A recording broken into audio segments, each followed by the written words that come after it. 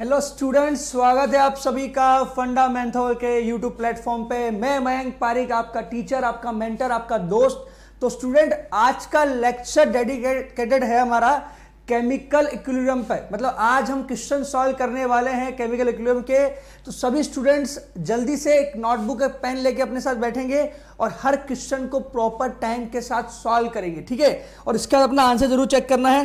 देखते हैं आप लोग कितना कर पाते हैं। चलिए शुरू करते हैं फर्स्ट क्वेश्चन के साथ।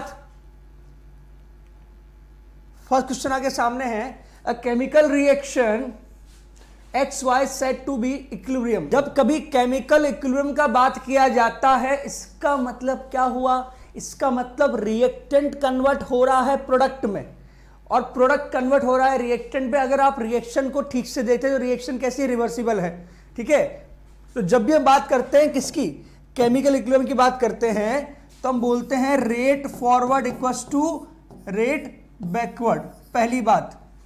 और दूसरी चीज क्या होती है कि concentration of reactant and concentration of product क्या हो जाता है?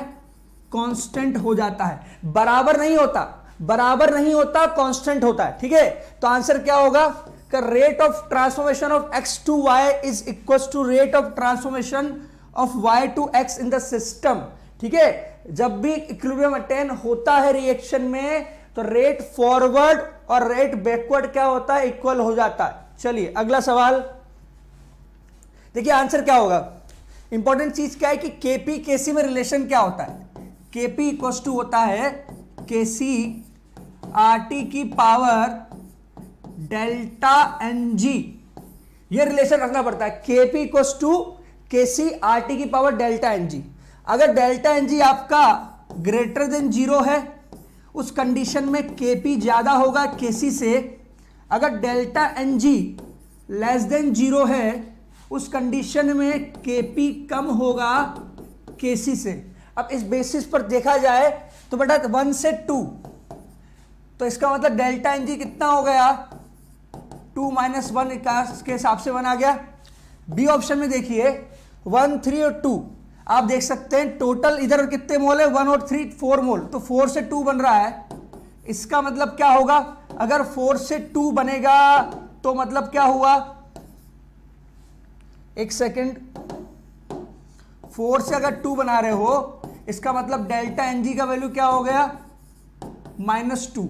डेल्टा एनजी निगेटिव है, इसका मतलब हुआ कि केपी का वैल्यू केसी से कम आने वाला है। क्यों? क्योंकि आरटी की पावर जो आप रखते हो ना डेल्टा एनजी, तो आरटी की पावर -2 हो जाएगी, ठीक है। आप इसको सॉल्व करोगे तो इस तरह से करोगे,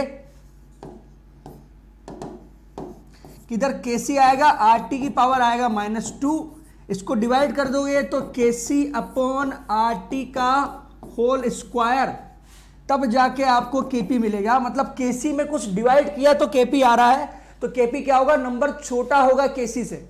अगला सवाल देखिए, होमोजीनियस बोला है, गैसेस बोला है, इसका मतलब जितना भी दिया है सब कुछ कंसीडर करना है। देखो बेटा फर्क क्या पड़ता है, अगर होमोजीनियस की जगह हेट्रोजीनियस बोल के क्वेश्चन को करा देता तो शायद आप वाटर को कंसीडर नहीं करते, आप वाटर को एज ए लिक्विड मान लेते, ठीक है। कुछ लोगों ने शायद क्वेश्चन सॉल्व कर भी लिया हो और गलती से आंसर सही भी आ गया, तो बता दूं, अगर हेट्रोजीनियस लिखा होता उस कंडीशन में वाटर को लिक्विड लेते, और लिक्विड का एक्टिव मास हम क्या मान लेते हैं? 1 मान लेते हैं, इसलिए हम उसको कंसीडर नहीं करते। होमोजीनियस बोला है, इसका मतलब अमोनिया, O2, NO, वाटर सब कुछ लिया जाएगा। अब इक्विलिब्रियम कांस्टेंट की बात की जाती है तो आप क्या बोलते हो? मोल पर लीटर बोलते हो, इसकी पावर ले लेते हो, ठीक है। डेल्टा एनजी लेते हो, क्या लेते हो? Delta NG. तो बेटा देखिए यहां पर आपको कैलकुलेशन में 9 मिल रहा है, 9, और यहां कितना मिल रहा है? 10 मिल रहा है। मतलब तो आप देख सकते हैं 10 - 9, तो डेल्टा एनजी का वैल्यू कितना आ जाएगा? यहां से 1। इसका मतलब मोल पर लीटर। अब मोल पर लीटर क्या होता है? मोल पर लीटर होता है कंसंट्रेशन, इसकी पावर 1, मतलब कंसंट्रेशन की पावर 1। आंसर क्या हो जाएगा आपका? ए हो जाएगा। समझ में आ रहा है? मोल पर लीटर की पावर डेल्टा एनजी आपको रिएक्शन में केसी का यूनिट देता है हमेशा, ठीक है। और यहां से क्या आ रहा है? वो कंसंट्रेशन की पावर 1 आ रहा है। अगला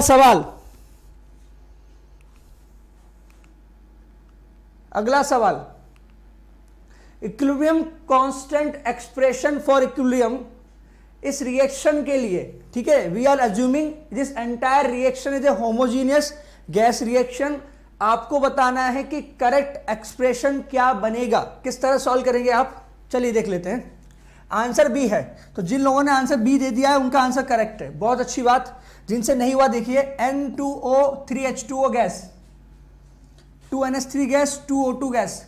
प्रोडक्ट साइड में क्या क्या लिखा है, N2O गैस, इसका एक्टिव मास, फिर H2O की पावर 3, H2O की पावर 3 एक्टिव मास में।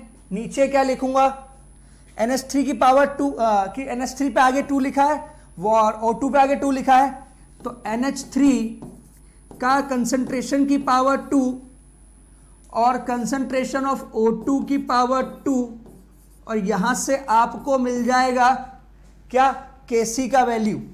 अब इस वैल्यू को कंपेयर करा लीजिए, H2 की पावर 3 N2O का गैस, आंसर मैच कर रहा है।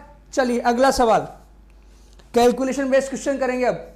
तो ऐसा कहा जाता है कि अगर Kc का वैल्यू ग्रेटर देन 1 है, 1 से बहुत ज्यादा अगर आ रहा है, उस कंडीशन में भी रिएक्शन इक्विलिब्रियम में तो होगी, लेकिन रिएक्शन फॉरवर्ड डायरेक्शन में ज्यादा होगी। कहां होगी, फॉरवर्ड डायरेक्शन में।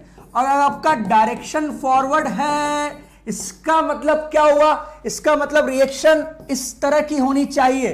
क्यों, क्योंकि यहां पर पावर निगेटिव में आ रही है, यहां भी 0.176 आ रहा है, यहां कुछ खास बात नहीं है, 54 आ रहा है, हमको बहुत ज्यादा चाहिए। तो अगर चारों को कंपेयर करोगे तो सी ऑप्शन में आपको कंप्लीशन सबसे ज्यादा दिखेगा।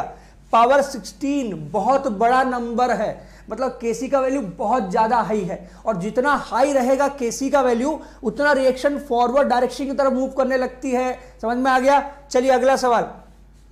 बेटा ऐसा है कि हाइड्रोजन और आयोडीन दिया है, मतलब H2 और I2 गिवन है। तो सॉल्व करने का सबसे तरीका है, पहले तो सबसे पहले क्या करिए,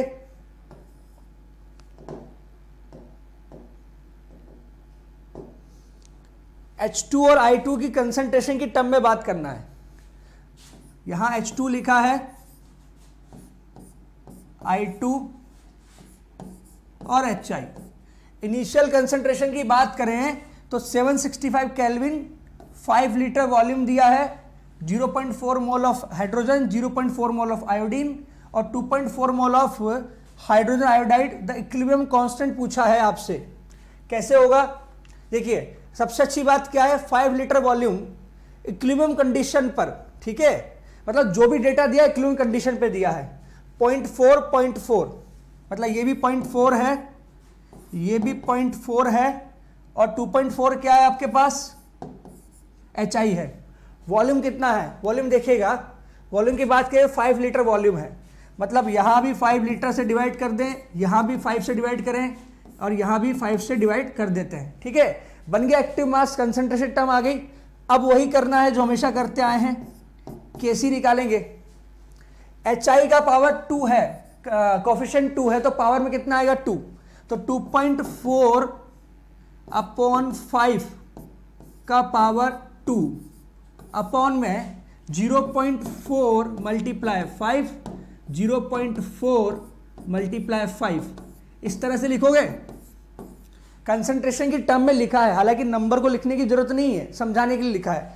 अब देखो नीचे 5 दो बार आ रहा है, ऊपर 5 कैंसिल हो जाएगा, अल्टीमेटली कैलकुलेशन बनेगी कितनी, 2.4 नीचे कितना आ रहा है 0.4 मल्टीप्लाई 0.4, तो ये 6 टाइम, ये भी 6 टाइम, कितना हो गया मल्टीप्लाई किया तो 6 मल्टीप्लाई 6 36, आंसर क्या हो जाएगा A। उसने आपको क्या दिया है, उसने आपको इक्विलिब्रियम कंडीशन पर बोला है कि भाई रिएक्शन इक्विलिब्रियम पे आ चुकी है, और ये डेटा आपके सामने है, वैल्यू निकाल के बता दो किसकी, Kc का। Kp की बात करेगा क्या, नहीं करेगा, जब तक नहीं बोलेगा कब तक क्या निकालना है, सिर्फ और सिर्फ Kc निकालना है। अगला सवाल, N2 3H2 2NH3, 1 मोल N2 का 3 मोल H2 के प्रेजेंट है स्टार्टिंग में, equilibrium NH3 formed, required 100 ml of 5 molar HCl for neutralization, hence Kc। Question को सॉल्व करना कैसे सीखे, देखिए पहली बात N2 दिया है, 3H2 दिया है, 2NH3 दिया है। इक्वेशन को दोबारा लिखूंगा, N2 3H2 और 2NH3। रिएक्शन का नाम Haber process. Haber process ammonia बनाने का इंडस्ट्रियल मेथड है, ठीक है। 1 मोल N2 दिया है, 3 मोल H2 दिया है। इनिशियली ये 0 होगा, T=0 की बात कर रहा हूं, किसकी। अब जब टाइम आता है किसका, इक्विलिब्रियम कंडीशन का, तो हमको नहीं पता कौन कितना, हमें इतना पता है कि 1 - x होगा अगर x वो मोल है जो कंज्यूम हो गया किसका, N2 का, तो 3 - 3x कर दें, क्या बोलते हो, ये करना चाहिए। तो ये कितना बनेगा, ये 2x बनेगा, ठीक है। अब ये 2x बना है, वो कितना है उसकी इंफॉर्मेशन मुझे यहां से मिलती है, कहां से, यहां से। इसने बोला है कि जितना अमोनिया है उतने अमोनिया को न्यूट्रलाइज करने के लिए आपको 5 मोलार HCl का 100 ml चाहिए। तो हमने एक फॉर्मूला पढ़ा है, कौन सा वाला, कि मोलरिटी इक्वल्स टू क्या होता है, मोल्स अपॉन वॉल्यूम, वो भी किसमें, लीटर में, यही होता है। तो आपके पास क्या क्या गिवन है, आपके पास मोलरिटी गिवन है 5, बिल्कुल गिवन है। इसके अलावा क्या गिवन है, आपको मोल्स पता करने, मतलब आपको S2X का वैल्यू पता करना है, ठीक है। तो मान लेते हैं कि मोल्स को हम N लिख लेते हैं, ओके। वॉल्यूम कितना है, 100 ml, लेकिन हमको वॉल्यूम किस में चाहिए, लीटर में। तो 100 वॉल्यूम ml में है, इसको मैं डिवाइड कर देता हूं किससे, 1000 से, ठीक है। देख पा रहे हो क्या इसको, नहीं देख पा रहे हो तो भाई इसको एक काम करते हैं, हम यहां लिख देते हैं दोबारा से एक बार, कि आपके पास कंसंट्रेशन 5 है, मोल्स आपको पता करना है, वॉल्यूम 100 डिवाइड बाय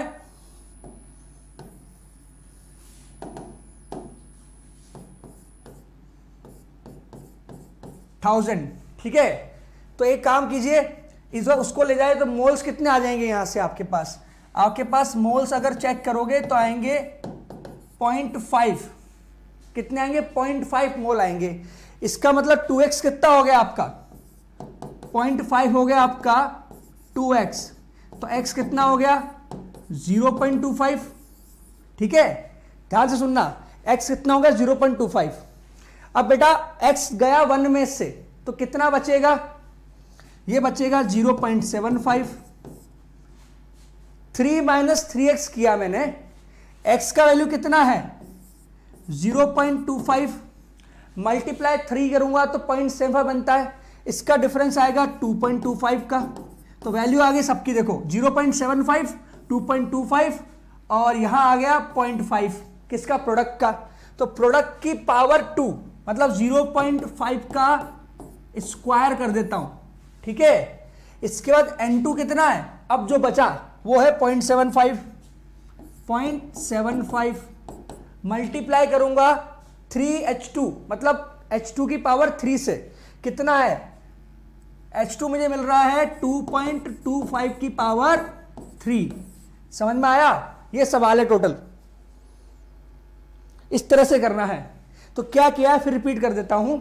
सबसे पहले तो मैंने क्या किया कि एक इक्वेशन में जो जो इंफॉर्मेशन थी यहां पे लिख ली, फिर उसके बाद मैंने यूज किया इस इक्वेशन को, किसको, इस सॉल्यूशन को आराम से देख लीजिए एक बार आप। फिर मैंने बोला कि 5 मोलार HCl में कितने मोल है, अगर 100 ml लिया जाए तो मोल आते हैं 0.5, तो इतने ही मोल अमोनिया के बने होंगे इक्विलिब्रियम कंडीशन पर। वहां से मैंने x निकाल लिया, x निकालने के बाद यहां वैल्यू डालना शुरू किया, तो ये नंबर जनरेट हो गए। अब सबका कंसंट्रेशन आ गया, किसका आ गया, सबका कंसंट्रेशन आ चुका है मेरे पास। जब सबकी कंसंट्रेशन आ गई तो मैंने कहा देखो N2 + 3H2 और 2NH3 है, ये 1 - x है, ये 3 - 3x है और ये 2x है। 2x तो हमारा 0.5 था, तो x हमारा यहां से आ गया 0.25। इसके बाद अगर बात की जाए तो यहाँ पे 3 माइनस 3 मल्टीप्लाई 0.25 किया तो वैल्यू आ गया 2.25। यहाँ बात किया जाए तो कितना 1 माइनस एक्स कितना हो गया 0.75 हो गया। तीनों वैल्यू को रखा, आंसर आ गया आपके सामने ये। ठीक है, अगला सवाल, आंसर आपका डी आएगा। कैसे करना है देखो सुनो, पहले इन दोनों रिएक्शन को समझ लेते हैं। यहां लिखा है SO2 प्लस हाफ O2 और साथ में लिखा है SO3। क्यों भाई, ये लिखा गया है। अगली रिएक्शन में लिखा है 2SO3, उसके बाद लिखा है 2SO2 प्लस O2। तो इसका मतलब इस इक्वेशन से इसको जनरेट किया गया है। कैसे किया होगा, पहले इसको रिवर्ट करके लिखा गया है, मतलब इसको प्रोडक्ट साइड से लिखना शुरू किया। SO3 यहां आ गया। इसके बाद क्या किया गया, इसके बाद बेटा इस इक्वेशन को, ऊपर वाली इक्वेशन को मल्टीप्लाई किया गया 2 से पूरी रिएक्शन को। ठीक है, तब जाके तो आपने देखो पहले क्या किया, जो पहले आपका Kc था अब वो रिवर्ट होकर 1/Kc बन गया। पहले तो ये हो गया, फिर जैसे मल्टीप्लाई किया आपने इक्वेशन को, वैल्यू किस में आ गई, स्क्वायर फॉर्म में। ये आपका नया Kc डैश बन गया, जिसका वैल्यू आपको बताना है। अब Kc का वैल्यू कितना था, पहले वैल्यू था Kc का 4 की मल्टीप्लाई 10 की पावर -3। अब क्या वैल्यू होगा 1/4 मल्टीप्लाई 10 की पावर -3 का होल स्क्वायर। ठीक है बेटा, समझ में आ रहा है। अब इस इक्वेशन को सिर्फ सॉल्व करना है आपको। कैसे करना है देखो, 1/4 दिया है ना, तो ऐसे लिखिए 1/4 मल्टीप्लाई -3 का स्क्वायर करोगे तो 6 हो जाएगा, ऊपर जाते ही माइनस का प्लस हो जाएगा, तो 10 की पावर बन गया 6। पहले तो 1/4 की बात करें, ठीक है, लेकिन कैसे, इसको इस तरह समझिएगा आप कि पावर अब यहां पे 6 है ना, इसको मैं कम कर देता हूं। पावर को कम करके क्या किया मैंने, 1/4 का स्क्वायर भी तो हुआ है, यहां स्क्वायर भी लिखो। ठीक है, 16। पावर को कम किया, इधर 4 कर दिया, इधर कर दिया 100/16 किया तो बन गया 6.5 और पावर आ गई साथ में 4। समझ में आ गया। पहले रिवर्ट करो फिर स्क्वायर कर दो और कैलकुलेट कर लो। अगला सवाल देखिए, क्वेश्चन आपके सामने है, कैसे सॉल्व करना है देखिए। सबसे पहली इक्वेशन में K1 दिया है, फिर K2 दिया है, K3 दिया है, K4 दिया है। तो हम सारे ऑप्शन को चेक कर लेते हैं कि K1 multiply K3, K1 K3 कौन सा होगा। देखो बेटा K1 दिया ऊपर वाला, ठीक है, N2O2 से 2NO, और K3 दिया है अपोजिट में 2NO इधर आएगा तो N2O2। तो मेरे लगता है बेटा इसको इन दोनों को कंपेयर करोगे ना तो एक का रिलेशन दूसरे के साथ इनवर्स है। अगर एक 2 है तो दूसरा 1/2 होगा। तो 2 मल्टीप्लाई अगर 1/2 करोगे तो 1 नहीं आएगा क्या। अगर ऊपर का वैल्यू लेट सपोज K1 का वैल्यू कितना रखा 2, तो अपने आप K3 का वैल्यू कितना हो जाएगा 1/2। अब 1/2 मल्टीप्लाई 2 करोगे तो 1 आना ही आना है। तो ये रिलेशन तो परफेक्टली करेक्ट है। अगला रिलेशन चेक करते हैं, क्या अगला रिलेशन, अगला ऑप्शन जो दिया है वो दिया है कि K4 multiply √K1 equals to 1 दिया है। अब K4 क्या है, K4 है आपका ये वाला इक्वेशन, ठीक है, और K1 क्या है, ये वाला इक्वेशन। दोनों में डिफरेंस क्या है ध्यान से देखिए। पहली बात तो इस रिएक्शन को पलट के लिखा गया है, उसके बाद इक्वेशन को मल्टीप्लाई भी किया है, किससे 2 से। देख लेते हैं। तो अगर बेटा पलट के लिखा गया मतलब क्या होगा, सपोज कीजिए K4 का वैल्यू अगर 4 है, ध्यान से सुनिएगा, अगर आपका K4 कितना है 4 है, तो आपका K4 को मल्टीप्लाई करो 2 से, पहले तो करो मल्टीप्लाई, इसके बाद इसको रिवर्ट भी कर दो, तो 1 बाई कितना हो गया 16 हो गया। चलिए कितना हो जाएगा, मतलब इक्वेशन को ऐसे समझिए कि पहले तो देखो वैल्यू डाल के चेक करो, जल्दी आंसर आएगा। इस इक्वेशन में मान लो K4 4 होगा, तो अब अगर मैं पलट के लिखता हूं उसको, तो ऊपर वाला क्या बन जाएगा 1 बाई 4, और मल्टीप्लाई कर दो 2 से तो स्क्वायर भी हो जाएगा, ठीक है। तो कितना हो गया 16। अब ये कह रहा है कि K1 का तो अंडर रूट, इसका अंडर रूट ले लो तो फिर से 1 बाई 4 ही बन गया, और K4 मतलब 4, तो 4 मल्टीप्लाई 1 बाई 4, 1 आ जाएगा वापिस से। समझ में आ रहा है? तो hit and trial method use कर लो, एक नंबर चूज कर लो जो आपको लगता हो कि जिसका स्क्वायर स्क्वायर लेना आसान हो, 4 लो 16 लो, आसान रहेगा, ठीक है। अगला, अच्छा ऐसा क्यों कर पा रहा हूं मैं, मुझे पता है कि ये सारी रिएक्शंस एक जैसी है, इनके कोफिशिएंट के साथ क्या किया है, खिलवाड़ किया है। अगला रिलेशन और चेक कर लेते हैं। हालांकि एक ए और बी अगर सही है तो सी अपने आप करेक्ट होगा और आंसर हो जाएगा आपका ऑल ऑफ दीज।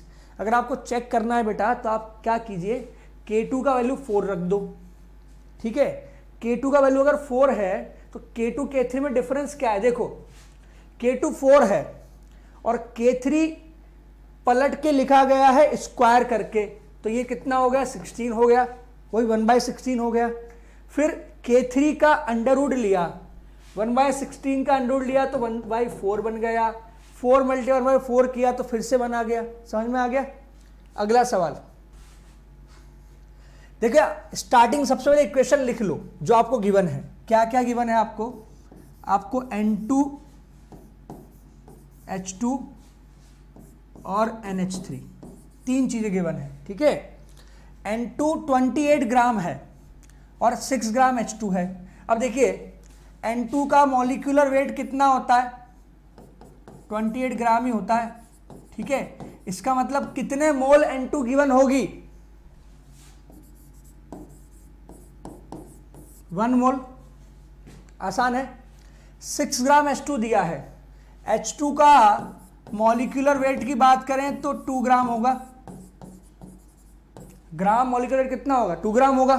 तो बेटा 6 ग्राम अगर दिया है तो कितने मोल्स हो गए,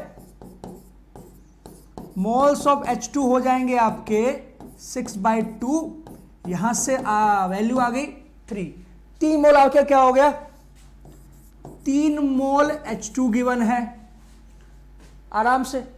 अमोनिया T=0 पे कुछ नहीं होगा, ये जो है ना डैश जो मैं बनाता हूं, मैं जीरो को रेस्पेक्ट देता हूं, इसलिए जीरो नहीं लिखता, डैश लिख देता हूं, ठीक है। कुछ नहीं है, समझ में आ रहा है, कुछ भी नहीं है यहां पर।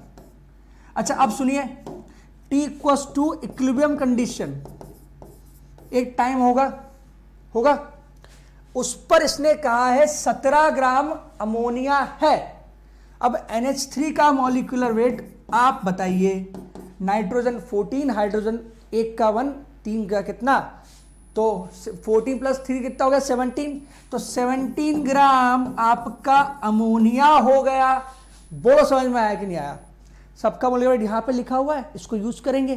तो मैं ये बोल सकता हूं कि अगर 1 - x N2 गया है तो N2 के साथ 3H2 होता है और साथ में होता है 2NH3, इसका मतलब 3 - 3x हमारा H2 गया होगा, तब जाके 2x हमारा अमोनिया बना होगा।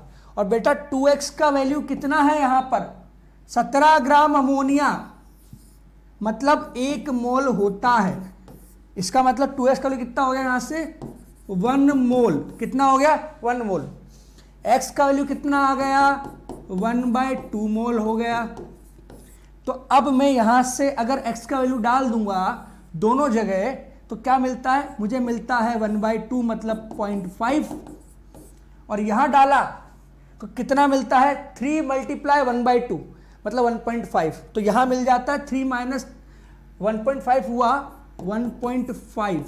तो आपको बेसिकली पता लग गया कि N2 और H2 के कितने मोल बने, एंड में जाकर कितने मोल बेसिकली बचे, या ये बोल सकते हैं कि इक्विलिब्रियम कंडीशन पर कितना N2 कितना H2 और कितना अमोनिया।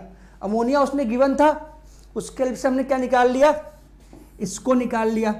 अब बेटा अगर N2 के 0.5 मोल है, मतलब हाफ मोल है, एक मोल का 28, तो हाफ का कितना 14, ठीक है। इसके बाद अगर बात करूं H2 की, तो H2 के कितने मोल है 1.5, तो एक मोल में अगर 2 ग्राम होते हैं, ठीक है, एक मोल में 2 ग्राम, तो यह बोल सकते हैं कि 1.5 मोल में कितने होंगे 3 ग्राम। कैलकुलेट कर लो, या कुछ नहीं कर सकते हो क्या करो, 2 ग्राम मल्टीप्लाई कर दो 1.5 से, आंसर आ जाएगा आपका।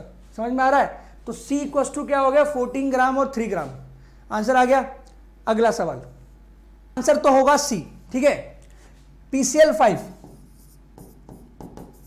से बनता है PCl3 प्लस Cl2, समझ में आता है? अब इसने बोला है कि 2 मोल PCl5 है, कितना 2 मोल, तो बेटा ये किसकी बात कर रहा होगा, T इक्वल टू 0 की बात कर रहा होगा।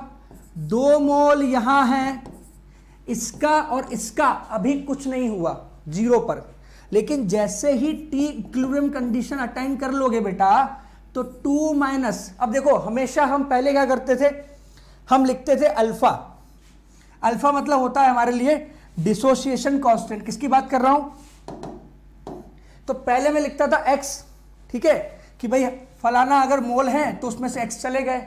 अब x को अल्फा के टर्म में लिखना है तो हम लिख देते हैं a अल्फा। क्यों लिखते हैं, रीजन सुनो, क्योंकि जितना मोल कंज्यूम हुआ और जितने मोल टोटल थे पहले, उसी को अल्फा बोला जाता है। Moles consumed upon total moles equals to alpha होता है। तो यहां से x को रिप्लेस करूंगा तो कैसे लिखूंगा, a अल्फा लिख दूंगा। अब बेटा हमारे लिए a कितना है, 2 है, तो मैंने लिख दिया 2 अल्फा, ठीक है। तो ये कितना बनेगा 2 अल्फा बन जाएगा, ये कितना बनेगा 2 अल्फा बन जाएगा। तो 2 में से 2 अल्फा चला गया, ये बना 2 अल्फा, ये बना 2 अल्फा, ठीक है। अब सुनिए Kc का वैल्यू उसने आपको दिया है कितना 1, और यहां से अगर कैलकुलेट करोगे तो आप निकालोगे 2 अल्फा मल्टीप्लाई 2 अल्फा, वॉल्यूम कितना है 1 लीटर, इसलिए बच गया, कोई दिक्कत नहीं है, वॉल्यूम 1 लीटर है। तो अपॉन क्या लिखूंगा मैं 2 माइनस 2 अल्फा। इसको बेटा सॉल्व करो तो 1 equals to 4 alpha square, upon नीचे लिखता हूं तो क्या लिखूंगा 2 इंटू 1 माइनस अल्फा। सॉल्व करना शुरू किया तो यहां से निकल के आता है 2 alpha square equals to 1 minus alpha. ये इक्वेशन आ गई। अब जितने भी अल्फा आपको यहां गिवन है उसकी वैल्यू यहां पुट करके चेक कर लो, ठीक है। जितने अल्फा आपको यहां गिवन है आप चेक करेंगे तो C वाला वैल्यू इस इक्वेशन को सेटिस्फाई कर देगा, आपका आंसर आ गया।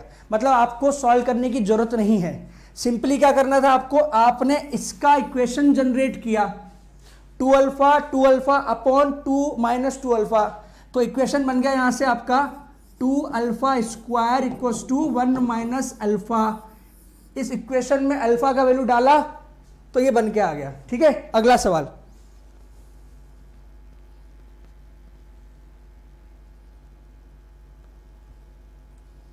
अगला सवाल देखिए, for a gas phase reaction C2H4 plus H2 से C2H6 बन रहा है, डेल्टा H कितना है -32.7 kilo calorie, carried on in the vessel, equilibrium concentration of C2H4 can be increased by.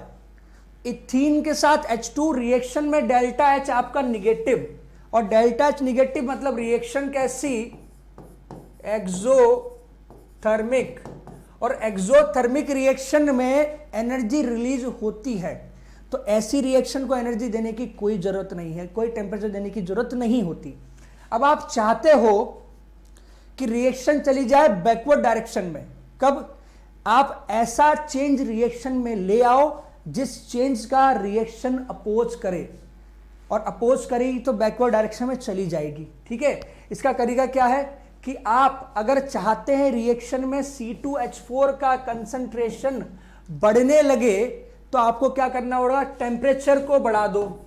अगर टेम्परेचर बढ़ेगा तो रिएक्शन जाएगी बैकवर्ड डायरेक्शन में, और अगर बैकवर्ड डायरेक्शन में जाएगी तो अपने आप C2H4 का कंसंट्रेशन इंक्रीज होने लगेगा। ठीक है, समझ में आ रहा है? तो आंसर क्या होगा? Increasing the temperature. तो अब इसको याद रखना कि अगर डेल्टा H निगेटिव है तो टेम्परेचर बढ़ाने से रिएक्शन बैकवर्ड डायरेक्शन में जाती है। अगर डेल्टा H पॉजिटिव होता तो रिएक्शन में टेम्परेचर बढ़ाने से रिएक्शन फॉरवर्ड डायरेक्शन में जाती। मतलब अगर डेल्टा H आपके पास निगेटिव आ गया, उस कंडीशन में अगर आपने टेम्परेचर को बढ़ाया है तो रिएक्शन कहां जाएगी? बैकवर्ड डायरेक्शन में। अगर आपका डेल्टा H यहां पर ग्रेटर देन 0 है और आप टेम्परेचर को बढ़ा रहे हो तो अब रिएक्शन आपकी फॉरवर्ड डायरेक्शन में जाएगी। समझ में आ रहा है? चलिए अगला सवाल।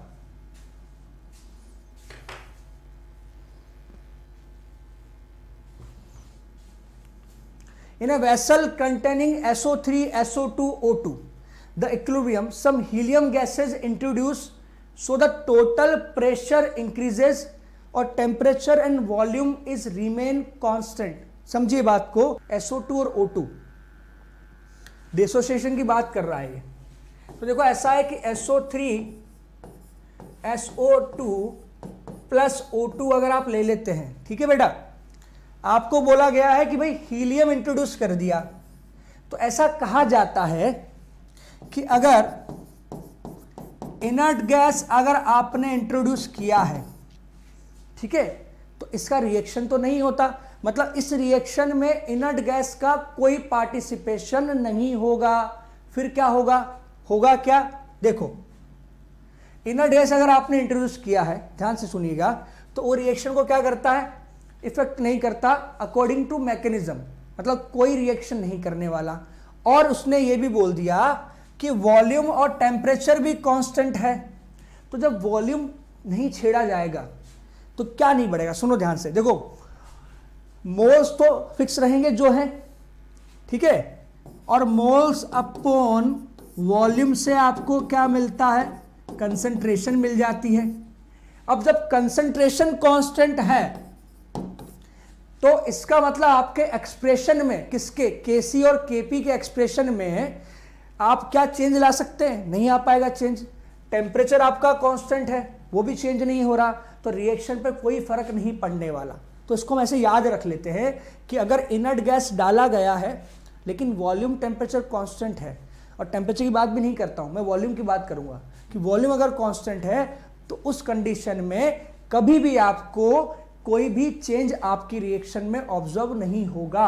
रिमेन अनअल्टर्ड, कोई अल्टरेशन नहीं हो रहा, ठीक है, कोई चेंज नहीं होगा। अगला सवाल, क्वेश्चन पढ़िएगा कि नाइट्रोजन गिवन है आपको। क्या गिवन है? नाइट्रोजन गैस इंजेक्ट किया है into A equilibrium mixture of SO3, 2SO2, O2। Multiply किया है, रिएक्शन को मल्टीप्लाई किया किससे? 2 से, कोफिशिएंट, ताकि इसको बैलेंस कर पाए। इसके बाद बोला गया कि प्रेशर को इंक्रीज करा है 1 atm से 10 atm की तरफ। कहां बढ़ा दिया? 1 से बढ़ा दिया 10 की तरफ। इसको ध्यान से देख लीजिए कि नाइट्रोजन का नेचर होता है इनर्ट। कैसा होता है? N2। आपका जो N2 होता है ना, वो होता है आपका इनर्ट। कैसा होता है? इनर्ट होता है। N2 अगर इनर्ट है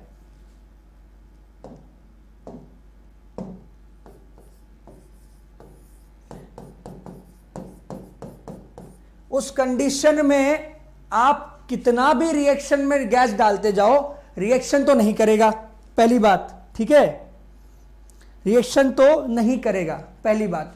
दूसरी बात क्या है? अगर रिएक्शन नहीं हो रही, प्लस बोल रहा है कि कंसंट्रेशन की बात करनी है आपको, प्रेशर इंक्रीज नहीं हो रहा, प्रेशर इंक्रीज किया गया है, वॉल्यूम के बारे में कोई बात नहीं की, तो बता दो वॉल्यूम कांस्टेंट है। हालांकि गैस इंट्रोड्यूस करने से एक तरह से प्रेशर तो इंक्रीज होगा, कोई नो डाउट, कोई दिक्कत नहीं है, लेकिन आपका वॉल्यूम कांस्टेंट है। क्या कांस्टेंट है?